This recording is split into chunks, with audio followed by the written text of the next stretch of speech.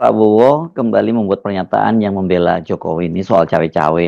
Dia membantah Jokowi cawe-cawe, justru kata dia yang minta dicawe-cawe itu bukan Pak Jokowi tapi dia, dan itu katanya bukan hanya kepada Pak Jokowi tapi juga kepada Pak SBY.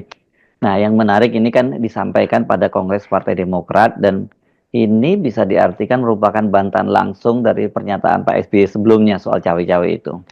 Oke, di minggu ini Indonesia diguyur hujan dan diguyur pidato. Kita mulai melihat gejala kekuasaan itu hendak diterangkan melalui berbagai retorik itu. Yang pertama tentu Presiden Prabowo yang dengan lantang mengucapkan bahwa Indonesia tidak gelap, saya akan membuat Indonesia terang di 2000 sekian itu, atau dia mengutip berbagai macam riset yang menunjukkan bahwa 2050 Indonesia akan menjadi pemain ekonomi global nomor 4 itu. Nomor 1 tetap Cina, nomor 2 Amerika, nomor 3 India, nomor 4 Indonesia. Jadi di 2050 Indonesia akan terang benderang. Logikanya supaya terang benderang mesti ada kegelapan dulu. Kan terangnya itu nanti tahun 2050 bukan sekarang. Jadi kita mulai mendeteksi psikologi Presiden Prabowo yang mulai merasa tersinggung karena dianggap Indonesia dalam kegelapan. Tapi logika Presiden justru menerangkan bahwa kita dalam keadaan kegelapan, karena itu tugas Presiden untuk membuat Indonesia terang. Begitu logikanya itu.